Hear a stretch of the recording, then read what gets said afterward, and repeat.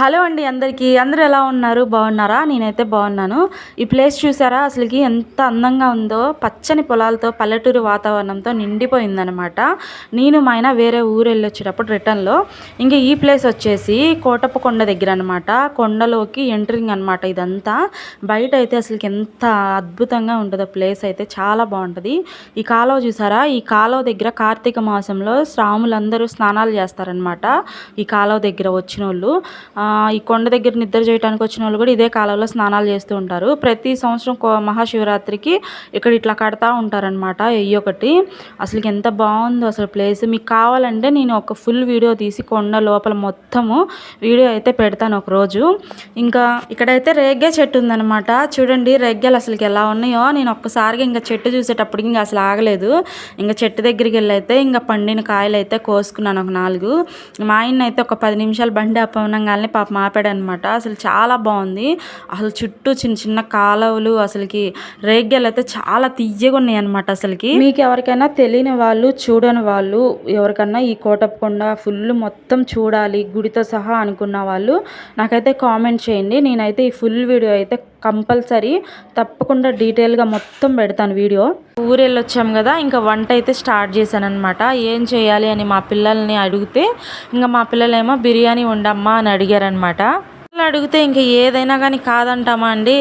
అస్సలకి ఒక్క నిమిషం అయినా కానీ ఇంకా లేట్ చేయకుండా ఇంకా వెంటనే బిర్యానీ వండటం అయితే స్టార్ట్ చేశాను అనమాట. కళాయి బిర్యానీ అయితే వండుతున్నాను. ఆంధ్ర స్టైల్ బగారా రైస్ అనమాట. కళాయిలో సూపర్గా ఉండిద్ది టేస్ట్ అయితే. నూనె వేడిన తర్వాత చెక్క, లవంగా, యాలకులు, ఉల్లిపాయలు, పచ్చిమిర్చి అయితే వేసాను. వేగిపోయింది. అల్లం, వెల్లుల్లి, కొబ్బరి మసాలా ఈ బగారా రైస్కి స్పెషల్ టేస్ట్ ఇచ్చిద్ది అనమాట. ఇంకా ఆనియన్స్, పచ్చిమిర్చి అన్నీ వేగిపోయిన తర్వాత గోల్డెన్ కలర్లోకి వచ్చినాక ఇంక ఈ మసాలా కూడా అయితే వేసాను. ఈ మసాలా అంతా కూడా ఒక 10 నిమిషాలు బాగా వేగాలి. పచ్చి వాసన అంతా పోయిందాకా. పచ్చి వాసన పోయిన తర్వాత ఒక్క సింగిల్ టమాటానే వేయాలి, సన్నగా కట్ చేసి. ఇంక టమాటా అయితే వేసాను. టమాటా మగ్గిన తర్వాత సన్నగా తరిగి పెట్టిన కొత్తిమీర, పుదీనా కూడా అయితే ఇందులో వేసేసాను. ఇంక ఇవన్నీ వేసాను కదండి, బాగా ఒక 10 నిమిషాలు మూత పెట్టి మగ్గనివ్వాలన్నమాట. ఇవన్నీ పచ్చి వాసన పోయి నూనెలో బాగా వేగాలి. ఈ రైస్కి ఈ మసాలా అనేది ఎంత బాగా నూనెలో మగ్గి వేగిద్దో ఆ అన్నం అనేది అంత టేస్టీగా వచ్చిద్ది అనమాట. ఇంకా చూడండి ఒక 10 నిమిషాలు మూత పెట్టి తీసాను. వేగిన తర్వాత ఇంకా బియ్యానికి ఎసరైతే పోస్తున్నాను. నేను ఈ డబ్బాతో ఒక డబ్బా బియ్యం పోసాను, డబ్బాన్నర నీళ్ళు అయితే పోస్తున్నాను అనమాట. ఆ డబ్బా వచ్చేసి కేజీ డబ్బా అనమాట. కేజీ బియ్యానికి నేను డబ్బాన్నర నీళ్ళు అయితే పోసాను. ఇంకా ఎసరు అయితే బాగా తిప్పేసాను మసాలా పట్టిందాకా. 10 నిమిషాలు మూత పెట్టి తీసామంటే ఇంకా పొంగ అయితే వచ్చిందనమాట. ఇంక ఇట్లా ఎసరు మొత్తం పైకి పొంగంగానే బియ్యం అయితే నేను మొత్తం బాస్మతియే తీసుకున్నాను. రైస్కి వచ్చేసి నేనైతే ఒక 20 నిమిషాల ముందే కడిగి పెట్టేశాను. బియ్యం అనేది నాంత రైస్ బాగా పొడిలాడుతూ వచ్చింది అనమాట. ఇంకా ఈ ఎసరు పొంగంగానే బియ్యం మొత్తం ఇంక అందులోకి వేసేసాను. ఇంక ఇప్పుడిప్పుడే అన్నం అయితే ఉడకటం స్టార్ట్ అయింది. చూడండి మా ఆంధ్ర సైడ్ అయితే ఎక్కువగా ఇంట్లో ఏమన్నా ఫంక్షన్లు అయినా లేకపోతే ఏ విషయంలో అయినా కానీ ఎక్కువగా ఈ బగారా రైసే వండుతాం అనమాట. ఇంకా అన్నం అయితే ఉడికింది కదండి, ఇంకా మూత పెట్టేశాను. ఇంకా చూడండి ఎలా ఉడుకుతుందో. అసలు రైస్ అయితే నేను ఒక 20 నిమిషాల ముందు నానబెట్టడం వల్ల చాలా బాగా వచ్చిందనమాట. అన్నం అనేది ఒదిగిద్ది, ఇంకా బియ్యం కూడా సాగిద్ది అనమాట. ఇంకా పూర్తిగా అన్నం అయితే దగ్గర పడుతుంది ఉడకటం. నేను ఈ బగారా రైస్ అయితే నా మ్యారేజ్ కాకముందే నేను వండటం అయితే నేర్చుకున్నాను అనమాట. వేరే వాళ్ళు వండటం చూశానమాట.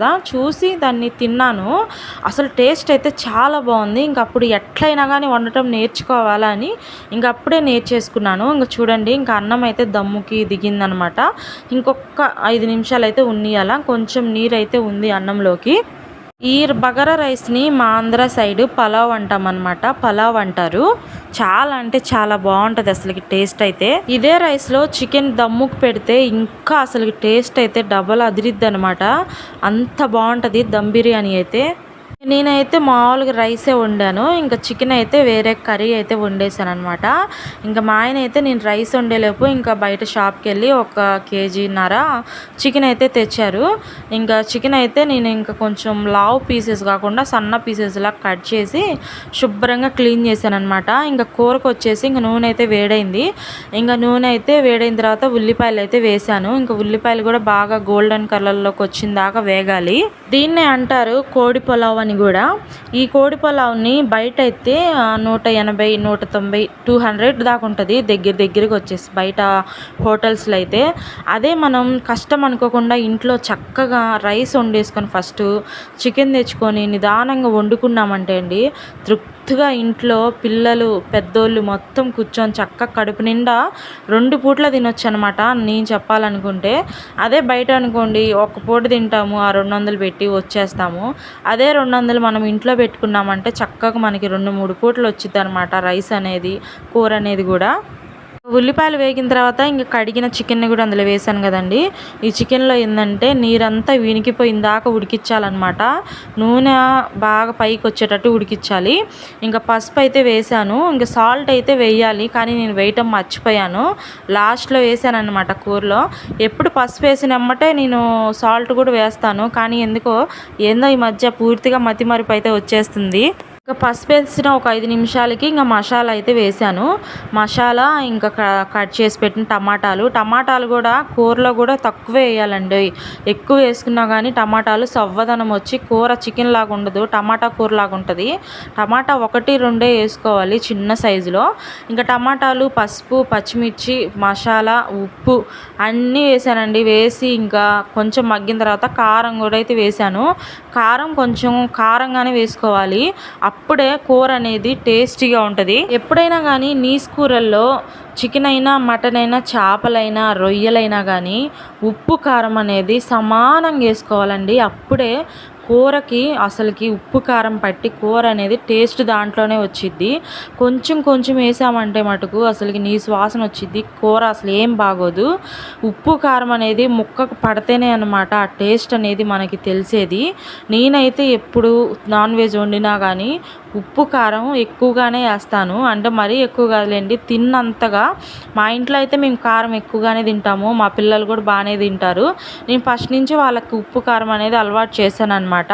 ఇంకా కూర అంతా మగ్గిన తర్వాత ఒక్క గ్లాస్ నీళ్ళు అయితే వేసాను అనమాట. అంటే పులుసు కోసం కొంచెమన్నా చారు ఉండాలి కదా తినేటప్పుడు, అందుకని ఇంకా కొంచెం లైట్గా చారు అయితే పెట్టానమాట. ఇంకా ఒక 10 నిమిషాలు బాగా కూర ఉడకనివ్వాలన్నమాట. ఆ నీళ్ళు అనేది కొంచెం వినకాలి.